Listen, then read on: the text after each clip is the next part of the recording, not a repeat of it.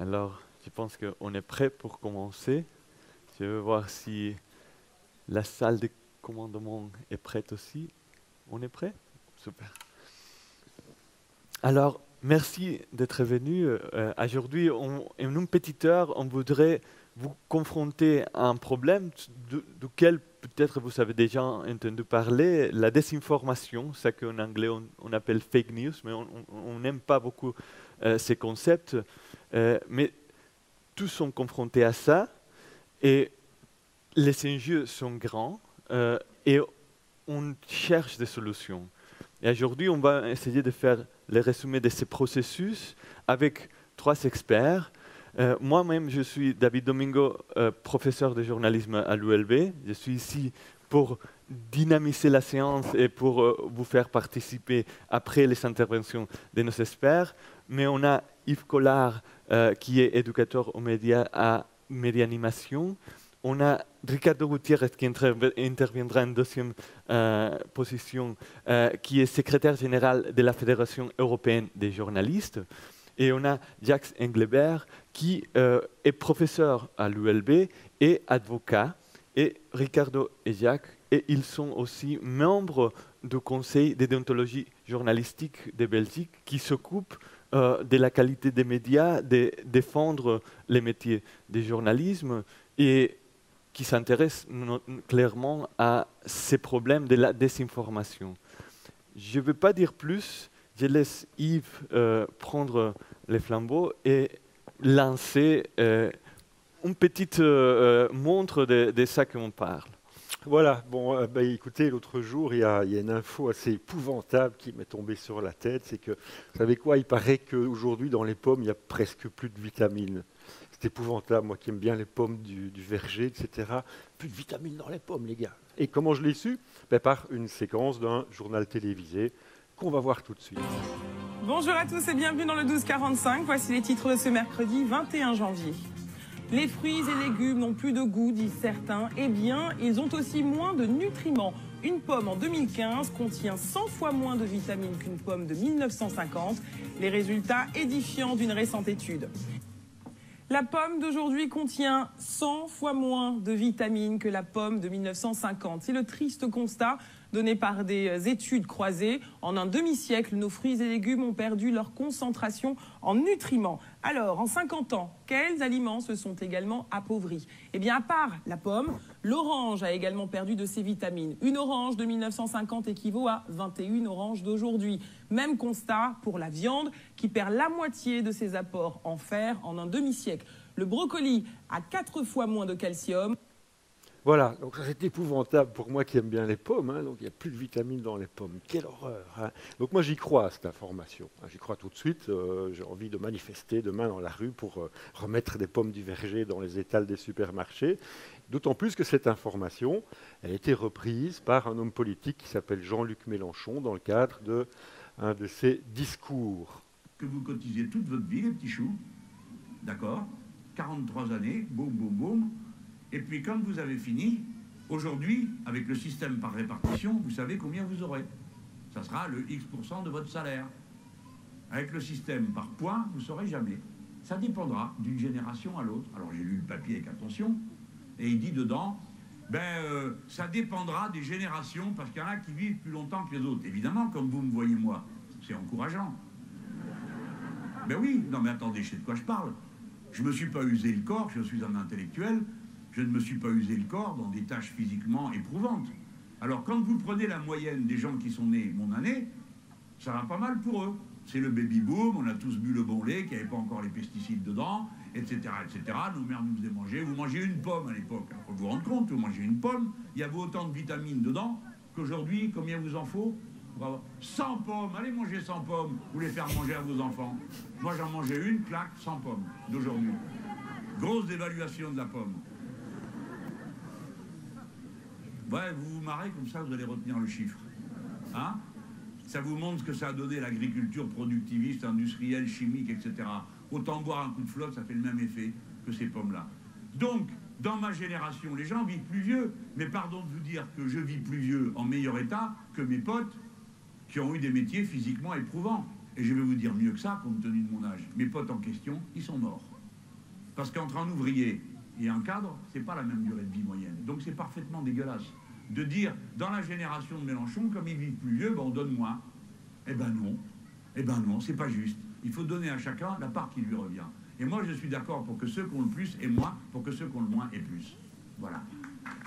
Ça, c'est une bonne truc. C'est pas de dire, je vais vous donner pour chaque euro la même chose. Bon, voilà, je pourrais continuer comme ça. Ce que j'essaye de faire, les gens, c'est de vous dire, il faut que les gens ne soient pas hallucinés autour de nous. Il faut qu'ils réfléchissent. Une élection, c'est sérieux. C'est leur vie qui va se jouer là. Voilà, donc on va arrêter ici. Vous avez entendu dans son discours, il reprend cette information en parlant de l'industrie agroalimentaire, des pesticides, etc. Je n'aime pas manger les pesticides et donc je crois spontanément à cette information. Sauf que on pourrait déjà se dire, 100 c'est un chiffre rond, c'est un peu bizarre, pourquoi pas 88,3 ? Peut-être un peu plus précis, sauf qu'on peut se dire aussi, tiens, dans une pomme, il y a des tas de sortes de vitamines différentes. Est-ce que toutes les vitamines ont diminué de 100% à chaque fois, ou de 100 fois moins à chaque fois? Mais, spontanément, je n'ai pas envie d'exercer mon esprit critique sur cette information pour des tas de raisons. D'abord parce qu'elle vient de journalistes, en qui je fais d'habitude confiance, et c'est effectivement une bonne posture. C'est repris par un homme politique, et si j'adhère à ses idées, je ne vais pas spécialement me méfier non plus. Et puis, je ne peux pas vérifier toute information en face de laquelle je me trouve. Donc tout ça, ça pose la question de l'esprit critique. L'esprit critique aussi bien à propos d'une information dite vraie, fausse, d'une fake news, de la désinformation, de la théorie du complot. Et pour ça, il y a 5 chantiers, 5 pistes de réflexion qu'on doit amener sur la table. Je vais le faire de manière assez rapide, puisque je pense ne pas avoir plus que 10 minutes. Voilà. Donc on est tous d'accord pour dire le recul de l'esprit critique, c'est nécessaire, surtout dans une période où on voit se développer beaucoup de fake news et de théories du complot, mais chacun y a son point de vue sur la bonne tactique à adopter par rapport à ça. 5 tactiques, des mots que je vais un peu développer: empirisme, constructivisme, idéologie, cognitivisme, approche collective de l'actualité. On va essayer de comprendre rapidement ce qu'il y a derrière. Alors, la posture empirique, c'est assez simple, c'est se poser la question, est-ce que c'est vrai ce qu'on me raconte, ou est-ce que c'est faux ? Est-ce que c'est vrai cette histoire de pommes? Est-ce que c'est faux? Est-ce que c'est vrai les attentats du 11 septembre tels qu'on me les a racontés? Ou est-ce que c'est vrai la version opposée? Est-ce que les chemtrails, est-ce que c'est vrai? Est-ce que les Illuminati existent? Est-ce que la Terre est plate, etc., etc. Donc on essaye de savoir si c'est vrai ce qu'on dit. Et le média posé et questionné dans son aptitude à rapporter le réel, est-ce que c'est vrai? Mais aussi à proposer des sources dites valides. Est-ce que le média se réfère à des sources valides? On a parlé d'études croisées canadiennes, etc. Il faudrait dès lors aller voir ce qu'il y a derrière. Quelles sont ces fameuses études canadiennes? Ajoutons à ça quand même que les journalistes sont obligés de respecter une certaine déontologie, enfin même pas une certaine, une déontologie, ça on en reparlera plus tard, pour fournir un travail de qualité. C'est quand même déjà un premier point important. Les journalistes ne font pas n'importe quoi comme travail, il y a une déontologie. Mais ce que nous devons faire, c'est recouper l'information et donc faire un travail de fact-checking. Alors, chaque approche a ses avantages et ses inconvénients. Ici, le rapport au vrai est une posture concrète et stable. Finalement, c'est une question assez simple à se poser. La réponse est compliquée, mais est-ce que c'est vrai? Certains sujets sont très difficiles à fact-checker. Notamment cette histoire de pommes, ça ne va pas être simple. L'effet est limité sur les personnes convaincues d'une opinion. Nous perdons spontanément notre volonté de développer l'esprit critique à partir du moment où une information, qu'elle soit vraie ou qu'elle soit fausse, correspond à ce que nous pensons dès le départ. C'est d'ailleurs pour ça que nous sommes tous un peu beaucoup complotistes. Je n'accepte pas que Lady Diana soit morte dans un bête accident de voiture. Ce n'est pas possible. donc je vais accepter n'importe quelle information qui va m'amener le contraire. Donc, effet limité sur les personnes convaincues d'une opinion. La question du vrai et du faux, c'est compliqué, c'est très binaire. Est-ce que c'est ou vrai ou est-ce que c'est faux? Je viens d'envoyer un postillon, je vous l'avais prévenu, mais il est resté aux 3 premiers rangs. Donc est-ce que c'est vrai, est-ce que c'est faux? C'est très compliqué. On est souvent dans des zones grises en réalité par rapport à ça. Et donc, et en même temps, en philosophie, la question de la vérité est très compliquée. Nietzsche disait il n'y a pas de vérité, il n'y a que des interprétations du réel. Baudrillard disait il faut se débarrasser de la vérité, ça nous enquiquine. Heureusement, le philosophe Jacques Derrida a dit ben oui, la vérité, on n'y arrivera jamais, mais il faut bien qu'on essaye de la trouver. Parce que si on n'essaye pas, il n'y a pas de débat, il n'y a pas de démocratie. Les philosophes se sont posés plein de questions là-dessus. Alors je reviens à mes pommes. Bon, j'ai été faire un peu plus loin dans les sources, puis j'ai été voir un magazine sur Internet qui s'appelle Rue 89, et puis qui reprend cette information, mais qui va un petit peu plus loin, qui parle de transparente de Croncels, et ça amène à un hypermédia, un lien hypermédia, un PDF de 40 pages en anglais bourré de graphiques. Je n'ai pas commencé à faire du fact-checking là-dessus. J'ai pas le temps, ou même j'ai pas envie, ou même je ne parle pas anglais, ou même je fais confiance à la source initiale. Mais d'autres sources vont nous montrer que, attention, cette histoire de pommes, en 1950, on ne faisait pas la même méthode de recherche qu'aujourd'hui. La pomme de 1950, c'est la pomme Croncels. Il n'y a plus de pommes Croncels aujourd'hui. Presque plus. C'est des pommes golden. Et donc chaque pomme a une quantité de vitamines naturellement différente. En 1950, on a travaillé sur une pomme, enfin plusieurs fois une pomme, c'est une recherche scientifique, une pomme. Aujourd'hui, on a travaillé sur 100 grammes de pommes. Donc on compare en quelque sorte des pommes et des poires, si vous me permettez l'expression. Donc cette information, vraie, fausse, un peu vraie, un peu fausse. Même si cette information est fausse, derrière ça, il y a un vrai problème, c'est qu'on ne trouve plus les pommes Croncels dans les étals de supermarchés. Donc à partir d'une information qui est un peu fausse, se cache un débat qui, lui, est important et qui est véritable. Et ça, c'est le travail de fact-checking qui peut le mettre en évidence. Certains sites Internet font le travail pour vous. Vérification d'une information, ça ne vous aide pas très fort à développer votre propre esprit critique, puisque vous confiez ce travail-là à d'autres qui peuvent être, eux aussi, idéologiquement marqués. Il n'y a pas de médias qui ne soient pas idéologiques d'une manière ou d'une autre. Donc, pas sûr que les médias racontent des faits qui se sont vraiment passés. La deuxième posture, c'est l'éducation et aux médias proprement dite. On ne s'intéresse pas tellement à la vérité, mais on essaye de savoir comment ça fonctionne un média. Qu'est-ce qu'il y a dedans? On démonte la machine, on étudie toutes leurs composantes, langage, producteur, public, représentation, technologie, typologie. Et l'inconvénient de ça, c'est qu'effectivement, on est très bon pour démonter une machine, mais on introduit un certain relativisme. Ah, vous savez comment ça fonctionne le média, maintenant vous en pensez ce que vous voulez. Nous avons fait à Médianimation un outil qui s'appelle Théorie du complot, qui est très clairement de l'éducation aux médias, parce qu'on étudie la théorie du complot comme un genre spécifique. Comme il y a le roman policier, comme il y a le western, qui sont des genres cinématographiques littéraires, la théorie du complot dans cet outil est travaillée comme un genre. Qu'est-ce qui distingue ce genre informationnel des autres? Et puis après, vous croyez ou pas aux extraterrestres, c'est votre problème. Donc pas sûr que les médias eux-mêmes soient des objets de vérité. Troisième posture idéologique, c'est considérer que derrière tout média, il y a une idéologie sous-jacente. On essaye de comprendre ça dans un système plus large, politique, champ sociologique, lutte sociale, culturelle, etc. On essaye de voir mais qui détient les ficelles derrière les médias. Et donc je le rappelle, de mon point de vue, il n'y a pas de médias neutres. Il y a des médias, alors on prend toujours l'exemple du Monde, c'est un média qui reflète l'opinion dominante. hein.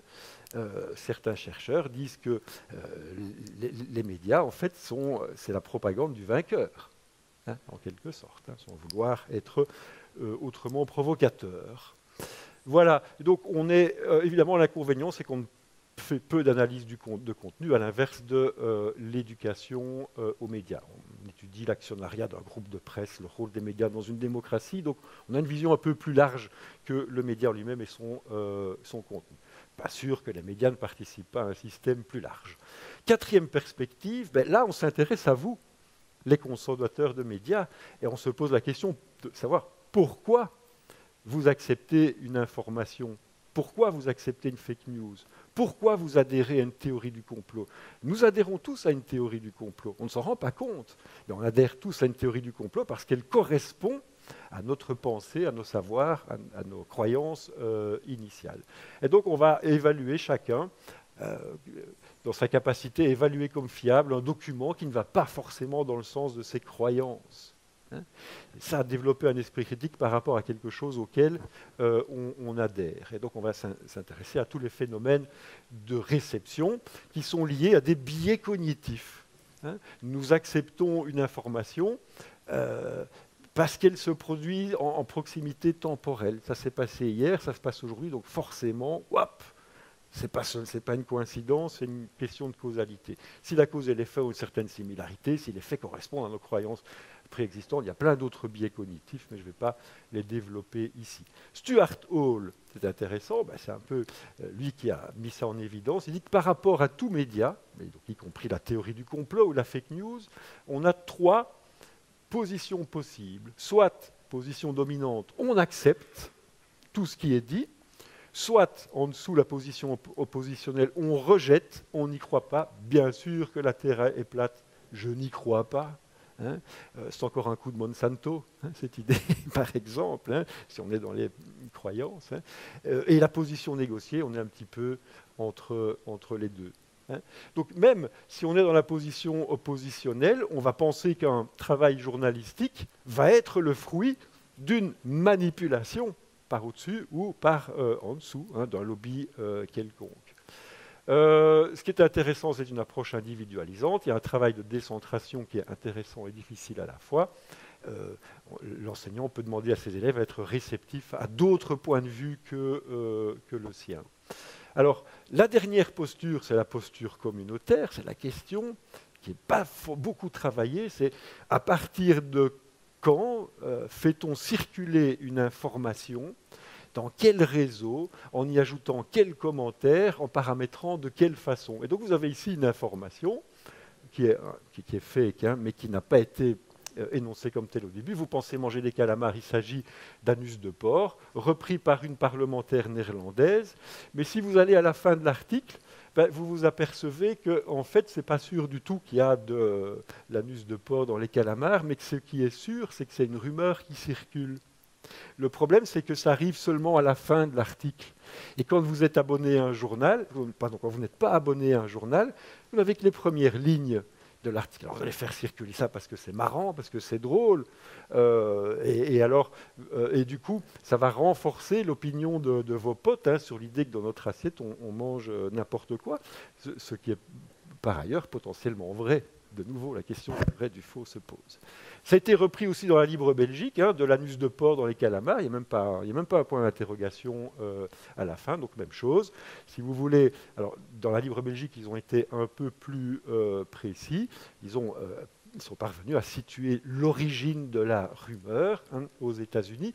Mais de nouveau, vous voyez ce truc-là, vous avez envie de faire marrer vos potes, vous le balancez dans les réseaux sociaux, et puis vos potes ne vont pas forcément lire l'article jusqu'à la fin, peut-être même qu'ils n'auront pas envie de découvrir qu'il s'agit d'une rumeur.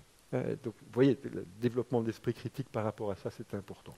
Bon, petite parenthèse, les deux photos sont un peu différentes. Dans la dernière, on a pris l'origine des calamars, et dans la Libre Belgique, ce que vous avez dans votre assiette. Bon, voilà.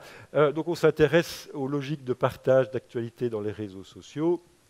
Alors, Le problème de ça, c'est que les enseignants ont très peu de pistes pédagogiques concrètes pour travailler. Enfin, s'il y en a parmi vous qui veulent en savoir plus, ils peuvent me poser des questions par la suite.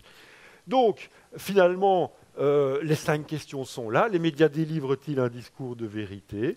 Comment se construit la vérité à travers les médias? Comment la vérité peut-elle servir une idéologie? Par exemple, la question des dominants-dominés. Quelle vérité l'individu est-il prêt à entendre? Ou quel mensonge l'individu est-il prêt à entendre? Ou souhaite-t-il entendre? Et puis enfin, quelles vérités sont partagées au sein d'une communauté?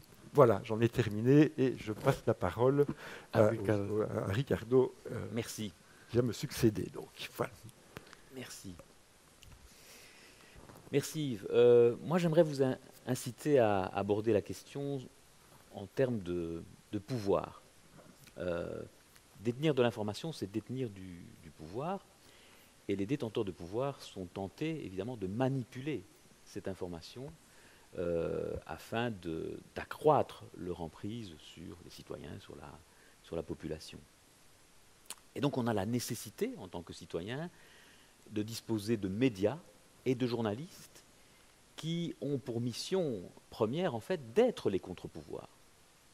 Idéalement, normalement, les journalistes, les médias, ce sont les personnes et les institutions sur lesquelles on compte pour jouer un rôle de contre-pouvoir, pour interroger les détenteurs du pouvoir, questionner leurs actions et montrer au grand jour ce que les pouvoirs tentent de dissimuler. Alors, on est dans un contexte de guerre de l'information. Quand on parle de fake news, il y a des choses marrantes comme les calamars et les anus de porc, mais il y a aussi un contexte de rivalité géostratégique. Vous avez tous entendu parler de la propagande ou de la désinformation, des fake news russes, produites parfois de manière industrielle dans des usines à fake news à Saint-Pétersbourg ou en Macédoine.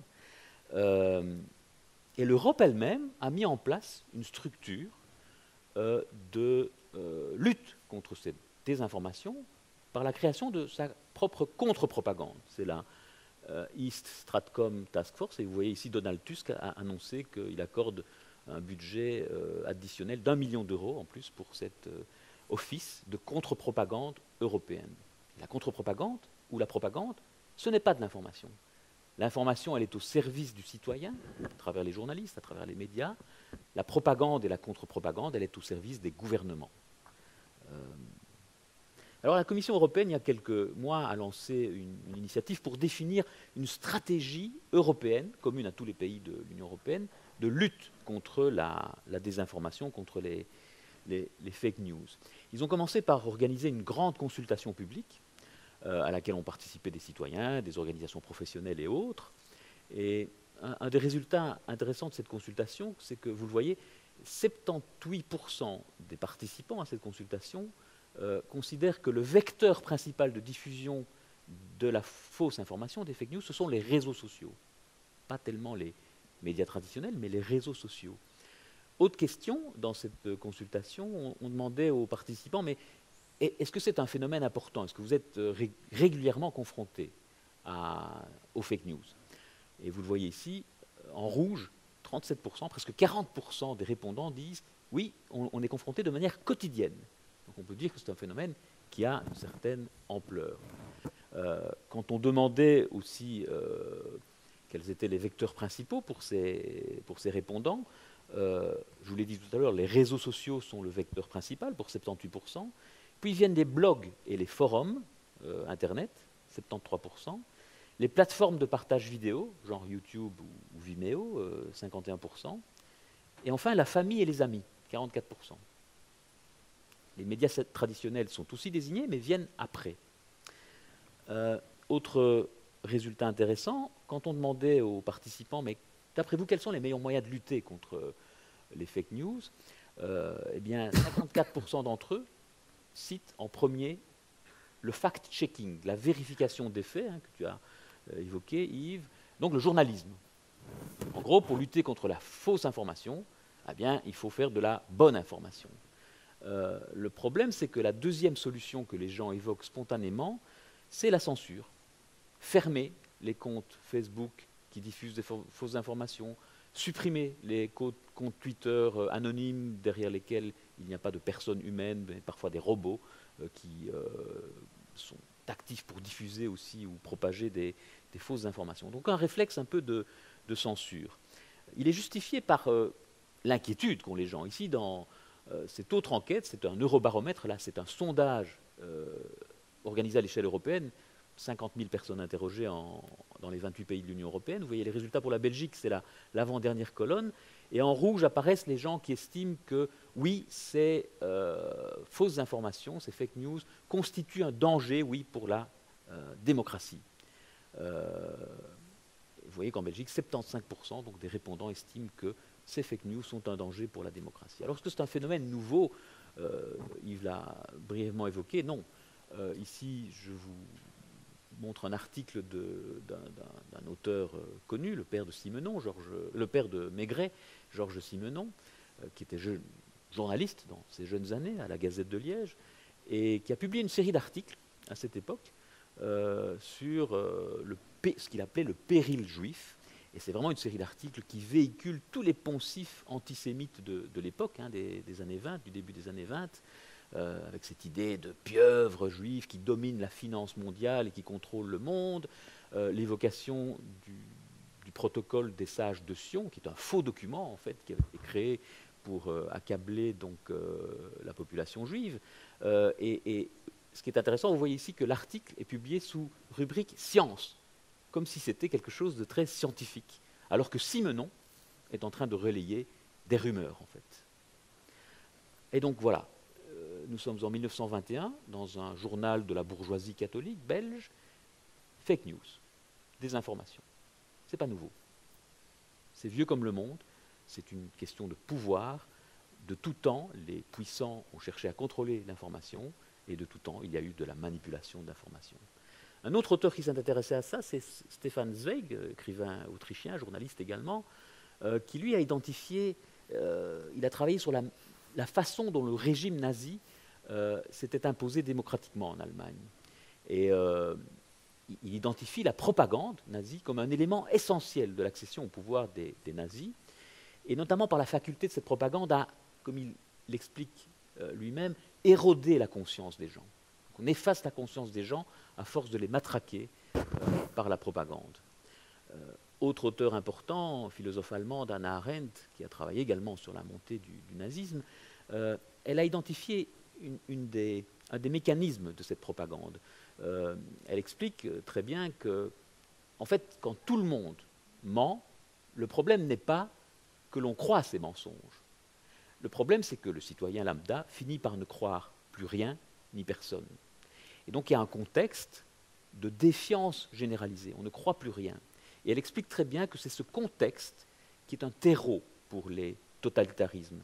Les dictatures se nourrissent d'un contexte de défiance généralisée.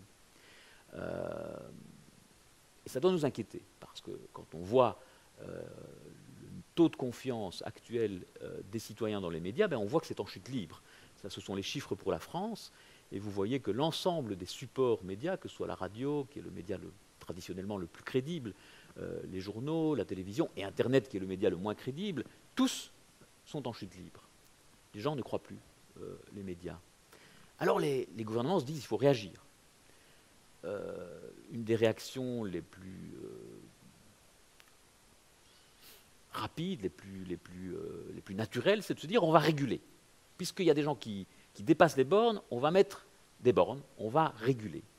Prendre des lois, prendre des règlements pour cadenasser quelque part la diffusion d'informations. C'est le cas en France, c'est le cas où on est en train de discuter d'une loi sur les fake news en période électorale, c'est le cas en Allemagne où on a adopté une loi Facebook qui permet donc d'infliger des amendes aux réseaux sociaux si ceux-ci continuent à diffuser des informations porteuses de discours de haine, par exemple. C'est le cas en Italie. Enfin, beaucoup de gouvernements européens sont en train de prendre des mesures législatives. Nous estimons, nous, à la Fédération européenne des journalistes, que c'est une mauvaise réponse. Nous estimons qu'on ne combat pas la fausse information, la désinformation par la censure. Pour 3 raisons. D'abord parce que c'est inefficace. Un juge ordonne la fermeture d'un site internet dans la minute il sera rouvert sous une autre adresse IP et hébergée par d'autres serveurs. C'est contre-productif parce qu'en censurant des gens, en fait, vous les victimisez, et donc je pense aux milieux complotistes, par exemple, hein, ceux qui soutiennent la théorie du complot, ben, si vous les empêchez de parler, ils vont d'autant plus se revendiquer comme détenteurs de la vérité. Regardez, on dit la vérité et le gouvernement essaye de nous faire taire. Donc c'est contre-productif de censurer. Et c'est aussi disproportionné parce que ça s'attaque à une des valeurs fondamentales de notre démocratie, qui est la liberté d'expression. On doit y veiller comme à la prunelle de nos yeux. Un expert du King's College London disait très bien que attention à donner plus de responsabilités aux plateformes, aux réseaux sociaux, parce que en leur donnant des responsabilités, vous leur donnez du pouvoir, le pouvoir de censurer, le pouvoir de sélectionner les informations que vous lirez ou pourrez lire sur vos profils Facebook, Twitter et autres, le pouvoir de marginaliser certaines sources d'informations. Ils le font déjà. Ici, c'est un tweet du représentant de l'OSCE, de la liberté de la presse pour l'OSCE, Harlem Désir, qui nous explique que Facebook détruit, supprime 66 000 posts par semaine, y inclut des articles journalistiques. Et Harlem Désir s'interroge, est-il bien sain de confier la liberté de la presse dans les mains d'intermédiaires privés, de compagnies comme Facebook, Twitter et autres, qui, eux, ne servent pas l'intérêt public, mais servent leur intérêt financier particulier. Alors, le discours qu'on a tenu, nous, journalistes, organisations de journalistes, à la Commission européenne, c'est de dire, écoutez, si vous voulez lutter contre les fake news, la meilleure stratégie, c'est de promouvoir le journalisme de qualité, le journalisme éthique. On combat, je vous le disais tout à l'heure, la mauvaise information par de la bonne information, l'information de qualité. Et c'est finalement la stratégie que la Commission européenne a adoptée voici une semaine. Ils ont publié leur communication voici une semaine. L'idée est de soutenir les médias en Europe, les réseaux de fact-checking.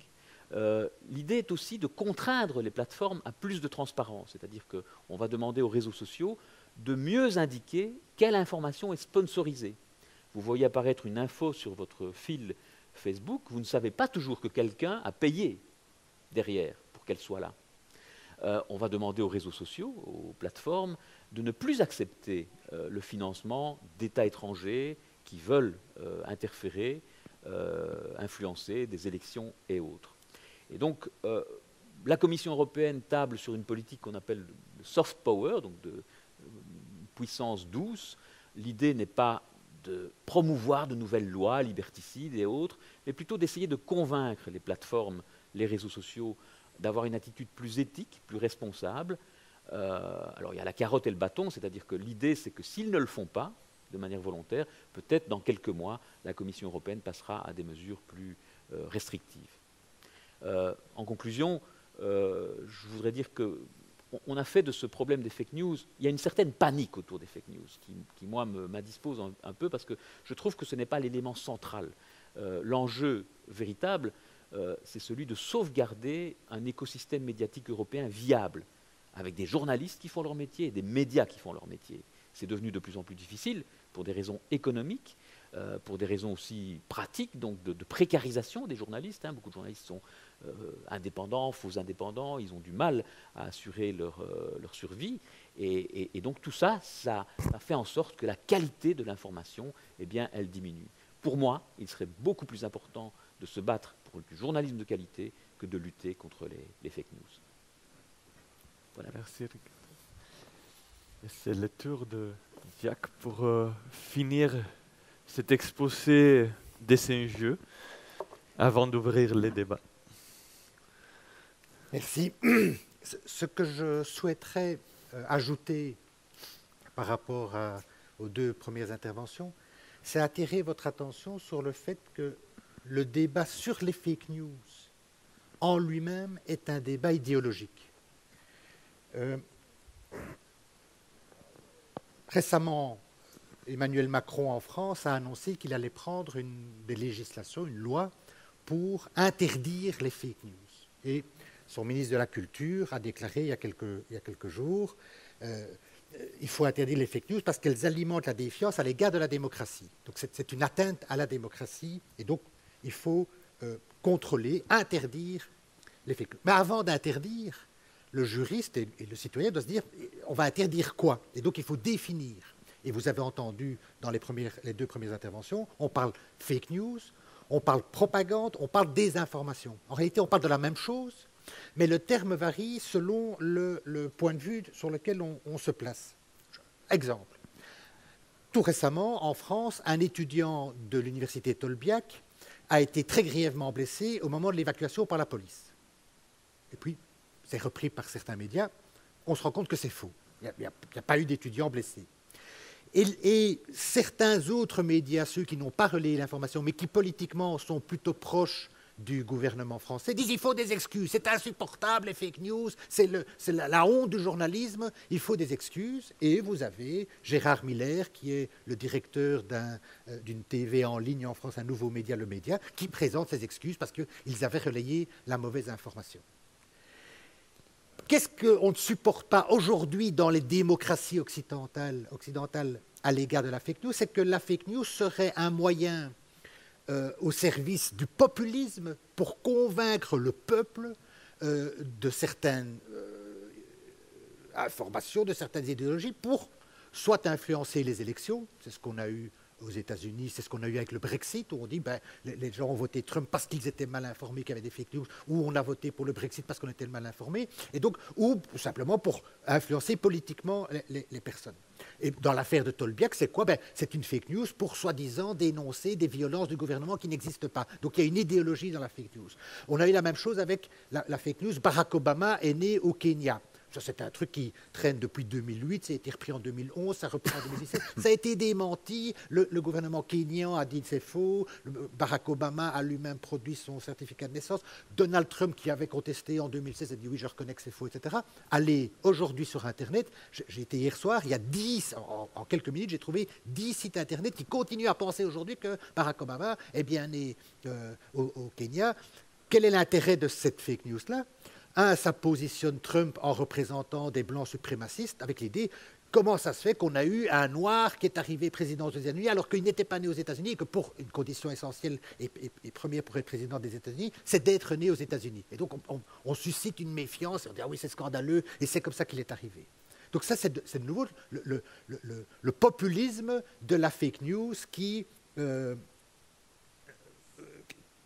utilisé en faveur de ce que nous considérons, société démocratique occidentale, comme étant insupportable. Le problème, l'exemple d'Obama né au Kenya, avec la fake news, avec la désinformation en général, c'est qu'on constate aujourd'hui que ceux qui ont envie d'y croire, y croient.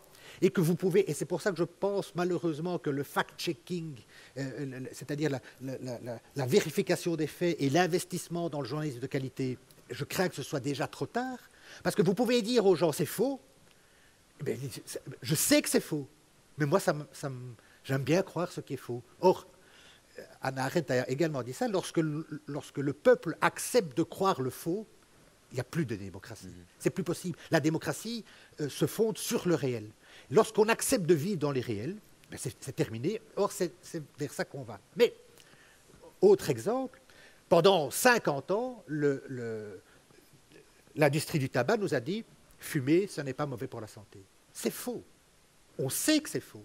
L'industrie du tabac a financé des dizaines d'études, a payé des centaines de milliers de millions d'euros pour faire semblant qu'on ne trouvait pas. Aujourd'hui, on sait que c'est faux. Fake news. Est-ce qu'on a parlé, ça fait quand même 15 ans qu'on sait que c'est faux, on n'a jamais parlé de fake news. On a dit oui, ça ne va pas, c'est pas correct. Certains ont fait des procès. Je n'ai jamais entendu aucun gouvernement dire nous exigeons des excuses de l'industrie du tabac. Lorsqu'on vous dit le réchauffement climatique, en fait, ça n'existe pas, ou en tout cas ce n'est pas l'œuvre humaine, c'est faux évidemment. Personne ne dit ah c'est une fake news. Pourquoi? Parce que ça sert des intérêts économiques qui se trouvent du côté des puissants, des gouvernants et pas du populisme. Et donc c'est la même chose, mais qui ne suscite pas la même réaction. C'est ce qu'on appelle de la propagande. Alors, par ailleurs, ce sont des informations. Peut-être que le fumer, c'est mauvais, mais comme vous fumez, vous n'avez pas envie d'y croire.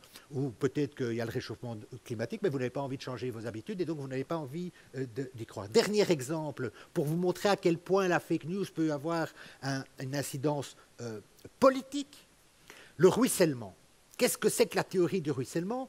Eh bien, Macron, toujours le président français, une des premières choses qu'il a faites quand il a été nommé président, il a supprimé l'ISF, l'impôt sur les grandes fortunes. Alors, c'est un impôt que ne payent que les très riches, hein, pas les riches, les gens très très riches devaient payer un impôt sur leur fortune, et Macron a dit non, ça ne va pas.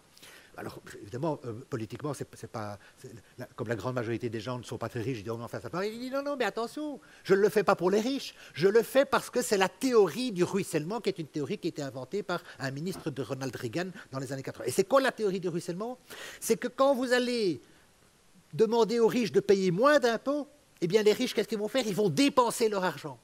Ils vont dépenser leur argent et ça va faire comme une fontaine ou une rivière qui ruisselle, et nous tous, les pauvres ou les moins riches, on va être éclaboussés par le ruissellement, on va recevoir une partie de leur argent, et donc ça va profiter à toute la société. Et donc quand je supprime l'impôt sur les grandes fortunes, dit Macron, je le fais dans la tête de tout le monde. Très bien, le problème, c'est que c'est faux. Le FMI, Fonds monétaire international, qui ne sont pas des petits gugus, ça, ce sont des économistes mondiaux sérieux et plutôt néolibéraux, dit, en 2015, on dit, en fait, ça ne marche pas. Plus on donne d'argent aux riches, plus ils sont riches. Et plus les pauvres sont pauvres. Ça, c'est la réalité. Donc l'histoire du ruissellement, c'est une farce. Et vous avez, il y a quelques semaines, Amélie de Montchalin, qui est députée La République En Marche, une députée du parti de Macron, qui dit « Ah ben c'est très bien, le ruissellement, ça va permettre une redistribution. » Fake news. Je n'ai entendu personne à ce jour dire « C'est une fake news ». C'est scandaleux, il faudrait interdire ceux qui le disent, il faudrait des excuses. C'est bizarre. Si vous dites Obama est né au Kenya, c'est insupportable. Si vous dites un étudiant a été agressé, c'est insupportable. Si vous dites quelque chose qui est tout aussi faux et tout aussi grave, l'impôt sur la fortune, c'est pas grave de le supprimer parce qu'il va y avoir le ruissellement, ça ne dérange personne. Donc, la notion même de fake news est une notion idéologique pour combattre certaines informations et pas d'autres. D'où, avant de dire on va prendre des lois pour interdire les fake news, il faut évidemment se poser la question, si on interdit une fake news, il faut qu'elle soit fausse. Si elle est vraie, ce n'est pas une fake news. Qui va décider ce qui est vrai et ce qui est faux? 1. 2. Beaucoup d'informations ne sont pas vérifiables. 3. Ce qui est vrai aujourd'hui est peut-être faux demain. Pendant des siècles, il était vrai que la Terre était plate. Hein. Tout le monde était d'accord. C'était vrai. Et puis un jour, quelqu'un a dit oh, en fait, la Terre est ronde. Ouais, d'ailleurs, celui qui a osé le dire a eu des gros problèmes au début. Et puis tout le monde a dit oui, la Terre est ronde. Donc il faut être très attentif. Il faut également être attentif à une chose, c'est que dire des choses fausses, c'est un droit. Alors, par rapport à une question qui a été posée tout à l'heure avec un autre groupe, je ne dis pas que c'est bien de dire des choses fausses. Je ne dis pas qu'il faut le faire. Je dis que c'est un droit. Et que donc, on n'a pas à interdire quelqu'un de parole parce qu'il dit des choses fausses. Si j'ai envie de vous dire la Terre est plate, c'est mon droit. Vous pourrez me dire, vous vous trompez. On a d'ailleurs la preuve, regardez, on a des photos satellites qui montrent qu'elle est ronde. Moi, je dis qu'elle est plate. Je n'ai pas à être poursuivi pour ça, je n'ai pas à être interdit de parole. Et donc, un dit, y croire, c'est aussi un droit. En conclusion, et je reprends là, et je rejoins tout à fait ce que Ricardo a dit tout à l'heure à cet égard-là, la meilleure façon de combattre une opinion, de combattre une parole, c'est de lui opposer la parole contraire, c'est-à-dire le débat contradictoire, ce qu'on appelait dans le temps la disputatio. Ce n'est pas se disputer, c'est échanger, c'est dire je ne suis pas d'accord avec toi pour telle et telle raison. Ce débat-là, malheureusement, on ne l'a plus, ou quasi plus.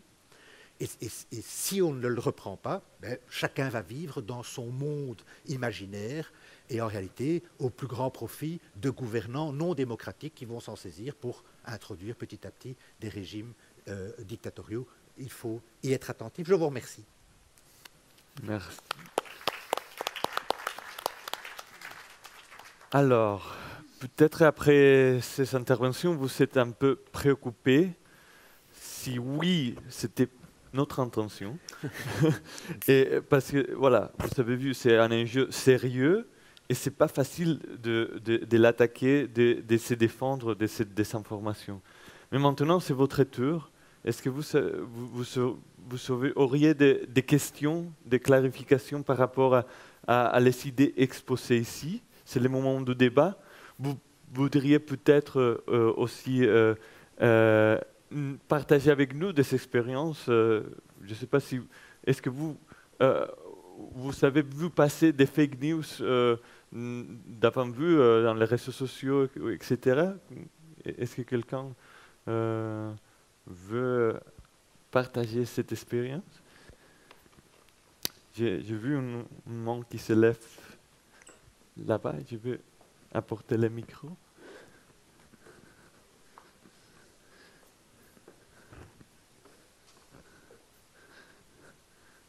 S'il vous plaît. Merci beaucoup. Vous m'entendez? Oui. Ouais. Fake news, sont toutes les... par Facebook et choses comme ça. Mais les politiciens, est-ce qu'ils ont une certaine responsabilité pour tous les fake news? Est-ce qu'ils sont surtout responsables pour le fait que personne croit encore quelque chose? Peu importe si c'est fake news ou pas fake news, on ne croit plus rien du tout. Et je crois que les politiciens sont quand même très responsables pour ça. Est-ce que vous pouvez donner un petit peu de commentaires là-dessus? Je pense que le meilleur exemple, c'est Donald Trump aux États-Unis. Il n'arrête pas, tous les jours pratiquement, de jeter aux médias l'injure voilà, vous faites des fake news. New York Times, fake news. CNN, fake news. Et donc, c'est pour ça, d'ailleurs, David l'a expliqué en introduisant le débat, qu'on essaye, nous, de ne pas utiliser ce terme-là. Parce que c'est le terme qu'utilisent les politiques pour décrédibiliser les médias. Comme si on était tous à mettre dans un même panier, comme des rapporteurs d'histoires inventées, quoi, hein. En fait, la stratégie consiste pour le politique à décrédibiliser un contre-pouvoir.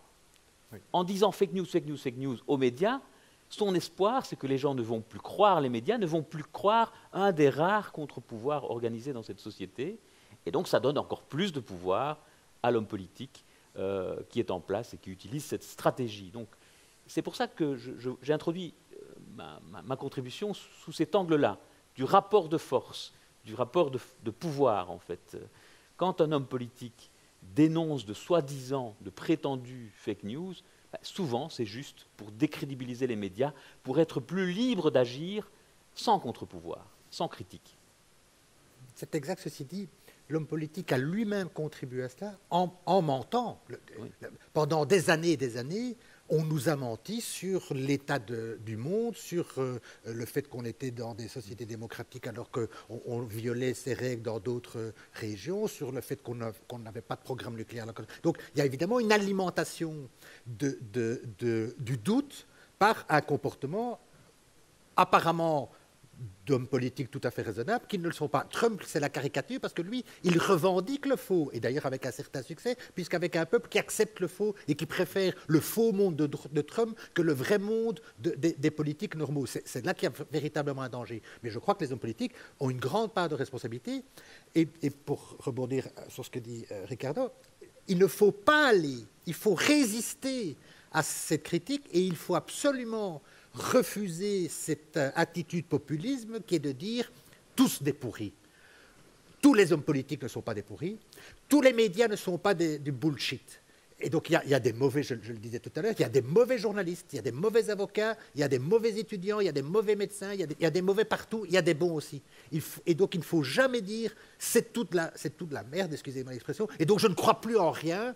Parce que quand on ne croit plus en rien, on croit dans le faux, parce qu'il y a toujours quelque chose dans lequel on croit. Donc il faut être extrêmement prudent. Et c'est un combat personnel de tous les jours, de refuser de tomber dans ce travers dans lequel on nous pousse, parce qu'on nous pousse de façon sans doute non pensée, mais peut-être réfléchie quand même, on nous pousse parce que les gouvernements ont toujours eu envie d'avoir des peuples comme des troupeaux de moutons qui ne réagiront plus et à qui on sert une fausse réalité qui, pour l'instant, nous amuse, mais qui sans doute ne nous amusera pas très longtemps, mais à ce moment-là, ce sera trop tard. Donc c'est aujourd'hui qu'il faut réagir.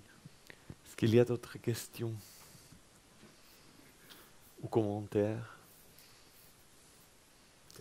Le débat, il faut le prendre. Ouais. On va pas, il ne va pas revenir souvent. Donc apprenez à vous exprimer et à débattre. Saisissez l'occasion ici pour dire ce que vous pensez. Il n'y a pas de pensée idiote. Et donc, pour témoigner, une expérience, une idée. S'il vous plaît. Bonjour.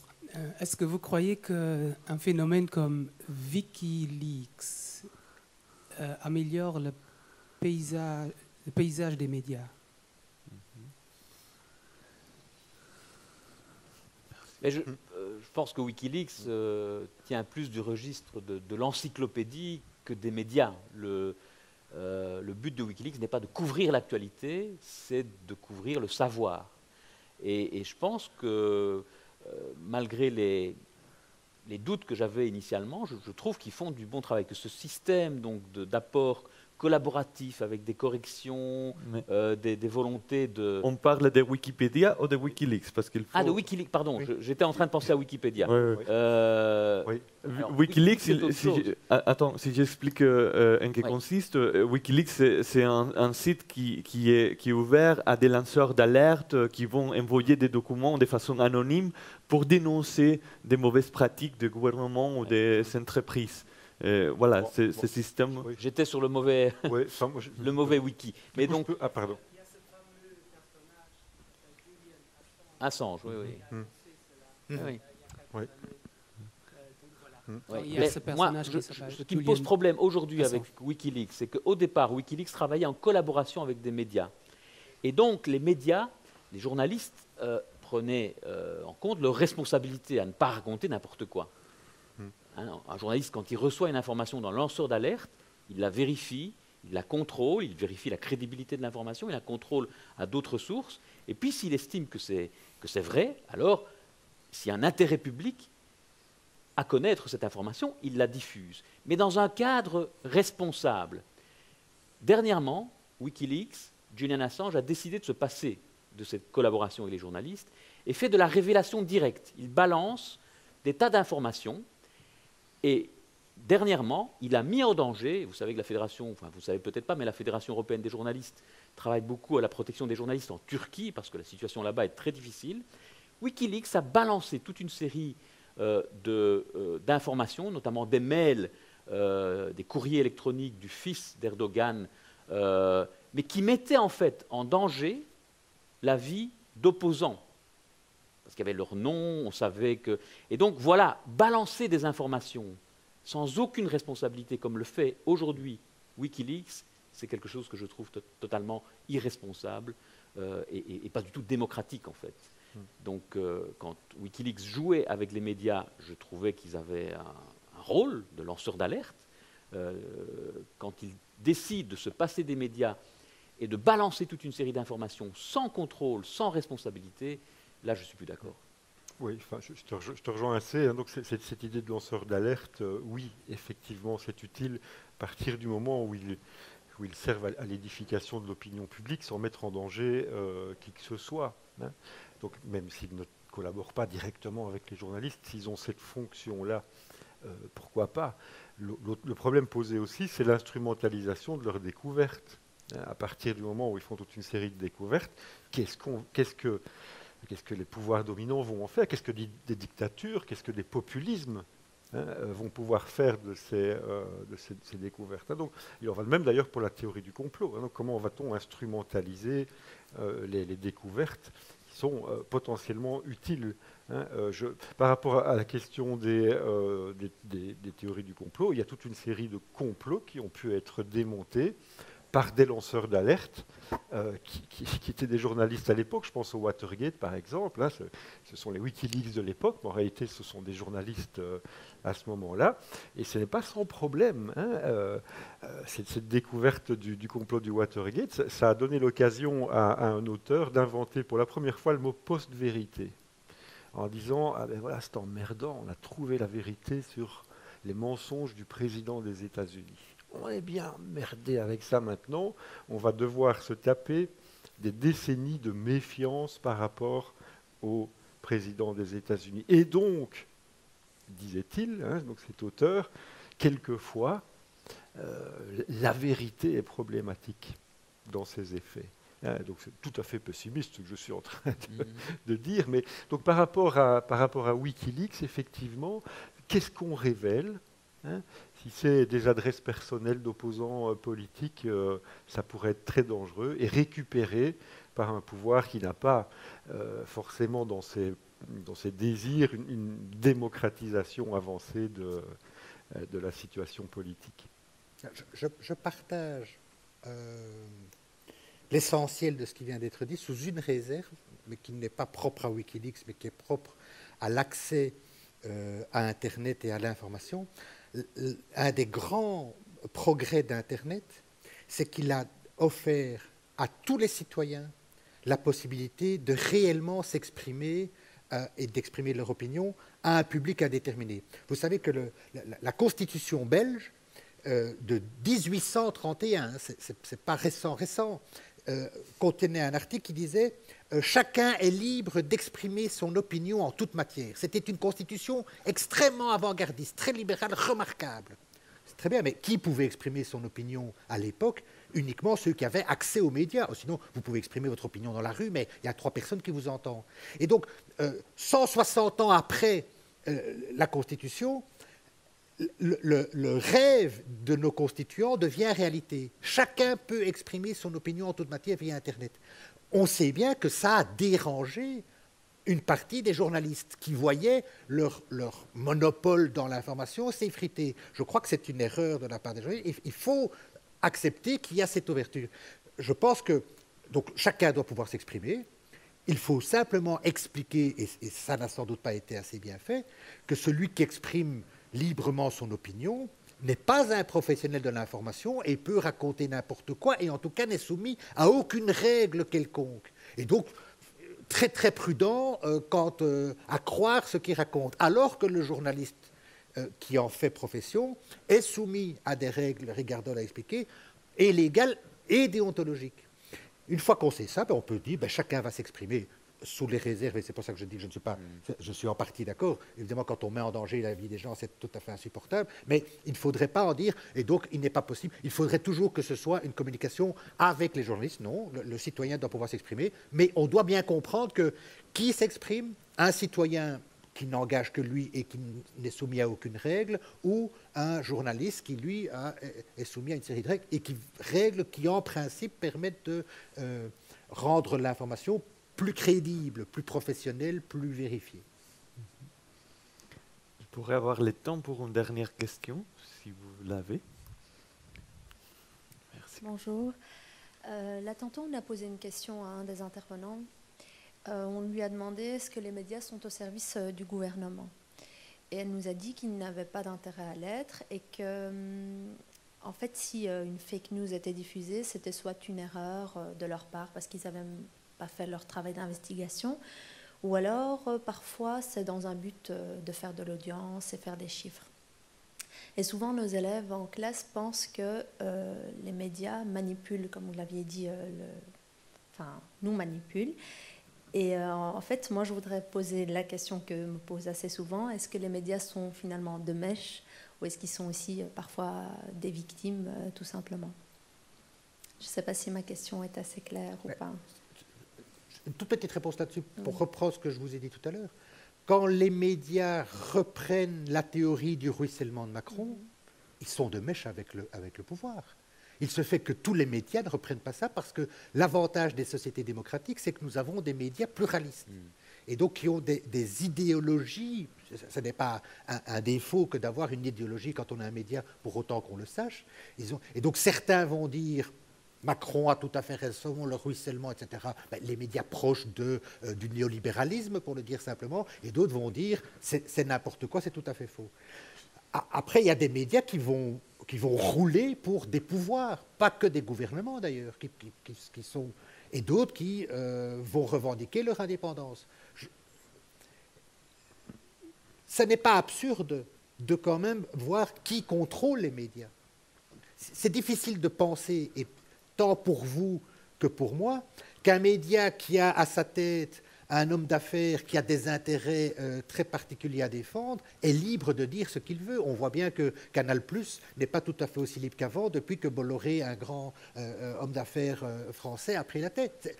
On voit bien que Mediapart, qui ne reçoit d'argent de personne, a une apparence d'indépendance. Ça ne veut pas dire qu'ils n'ont pas d'idéologie, et ça ne veut pas dire qu'ils ne poursuivent pas une idéologie, mais on la connaît, et en tout cas, ils ne sont pas au service d'un pouvoir. Et donc, il faut en être conscient. Mais vous avez raison, il y a des médias, mais il ne faut pas dire tous les médias sont à la solde. Et comme nous avons la chance, il y a beaucoup de pays où ça n'existe pas, où ça n'existe plus, nous avons la chance d'avoir encore une presse libre, c'est-à-dire une presse pluraliste. Il faut lire la presse. Vous devez faire l'effort d'acheter des journaux. Attention, la presse gratuite, ce qui est gratuit sur Internet, c'est bien, ça n'est pas du tout suffisant. Et souvent, ce n'est pas bien parce que si c'est gratuit, vous connaissez bien l'histoire, c'est qu'on vous vend quelque chose. Donc il faut... C'est pas pour rien qu'un journal, ça coûte de l'argent. L'information, l'indépendance, la liberté, ça a un prix. Donc je vous encourage à acheter tous les jours 1, 2, 3, 4 journaux. Alors, un paquet de cigarettes, c'est cher aussi. Vous savez, c'est dangereux de fumer. Arrêtez de fumer et achetez des journaux. Si vous ne faites pas ça, si nous ne faisons pas tous ça, dans 5, 10 ans, il n'y aura plus de presse libre et il n'y aura plus qu'une presse gouvernementale. La presse gouvernementale, ça ne sert à rien. Vous vous souvenez, à l'époque de la Russie communiste, le seul journal qui existait, ça s'appelait la Pravda. En russe, ça voulait dire la vérité. C'était évidemment une farce. Mais la Russie aujourd'hui, c'est pas beaucoup mieux qu'à l'époque. La Turquie, c'est pas mieux. L'Égypte, c'est pas mieux. La Hongrie, c'est pas mieux. Ce qu'on constate, c'est que c'est pas mieux, c'est de plus en plus près de nous. Donc, soyez conscients et, par pitié, n'acceptez pas de rentrer dans un système qui n'est plus un système démocratique. C'est la fin de tous nos rêves et de tous nos espoirs. J'espère avoir répondu à votre question. Alors, je pense qu'avec ce message final, qu'on peut résumer, il faut soutenir un journalisme de qualité, et ça c'est probablement la meilleure façon de se défendre de la désinformation en promouvant l'information. Je vous souhaite une bonne continuation de la journée et on sera ici dans les prochaines minutes si vous voulez encore en discuter. Mais voilà, le temps est fini pour cette séance. Je vous remercie pour votre attention. Merci.